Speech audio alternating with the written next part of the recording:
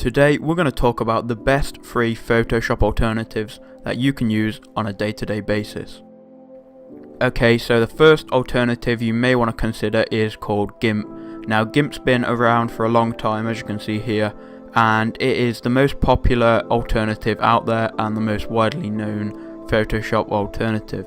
Now there'll be a link to everything that I talk about in the description, so you can go down there and see for yourself. But to download GIMP, you just want to click on the download button and then you can directly download the program. Okay, so as we can see, this is the GIMP GUI. Now first impressions about the GIMP GUI is it looks a bit tacky and everything looks kind of a bit cluttered, but we can make it work if we go and edit some of the settings. So if we go to Windows and click single window mode, it's actually going to put it all on one window. Here we can maximize it obviously. Now when we go and open up a file by clicking File and Open, it's going to go ahead and open up the file in the center, and now everything's locked together as one unit, so you can edit it as you please. Now one of the main features about Photoshop or any professional editing software is the use of layers, and in GIMP you can do that. You can go ahead and add new layers, and you can add text to your image. And everything is simple to use and it kind of has a Photoshop feel, although you're going to have to get used to the icons. Obviously you've got your blend tool, your blur tool, your smudge tool. Now obviously you've got all of your tools. You've got your shapes here, your traditional lasso tool or free select tool. You've got your scissors and your zoom tool here. And here are some scale options, along with text and the pencil tool, and then here you've got your blend and fill buckets along with your brushes and erasers. And with GIMP you can actually install new brushes too, so that's a plus for the software.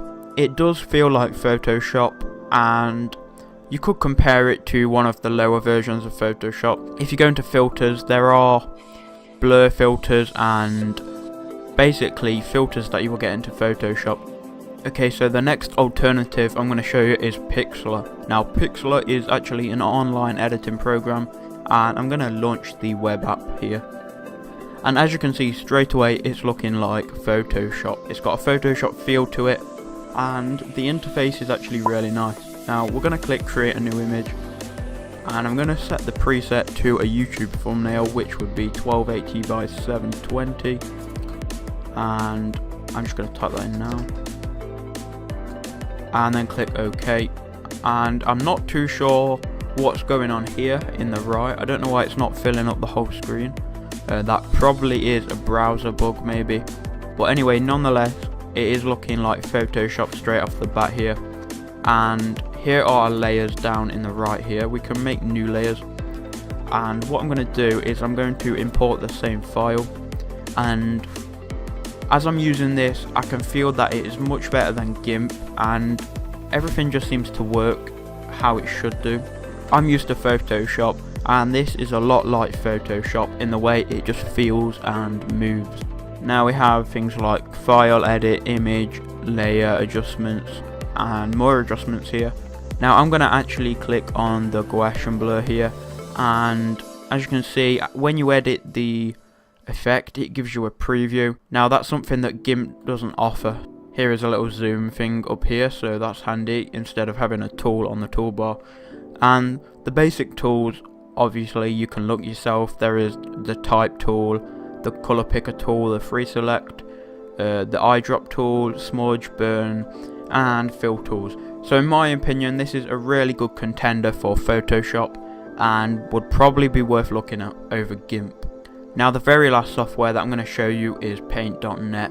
Now this is basically the same as Paint, but .net offers transparency and gives you the options to have multiple layers. So it's very basic, but it does support multi-layers, so the option is there if you need it. Okay, so here is Paint.net, and like usual we're going to open up the same image. Now everything is a little bit different in Paint.net. As you see, your zoom is down here in the bottom right of your screen, and you can add new layers here by clicking on this button. And then we just have basic tools like shapes, free select, zoom, magic wand tools, paint bucket tools, erasers, brushes, very basic stuff. You couldn't really edit photos on this.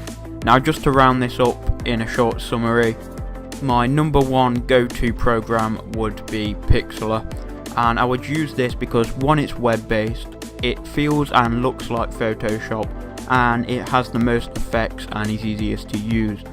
Number two, I would pick GIMP. Now GIMP's been around for 20 years and it has shown some stance. It's stayed around for 20 years and a lot of people use it over Photoshop, and a lot of people are using it to this day. If you want to just edit some basic stuff, then go to GIMP. Now obviously that leaves Paint.net at number 3, and Paint.net is just thrown in there to show you that you can use it, and it is an option. Now there are more options obviously, and more photo editors that you can go and look for, but I would save the hassle and just go and use Pixlr or GIMP. So thanks for watching. If this did help you in any way, please click the like button, and if you enjoyed, please subscribe for more tutorials, and if you want any in-depth walkthroughs on any of the software that I've shown, please tell me in the comments below. Thanks, and I'll see you in the next one.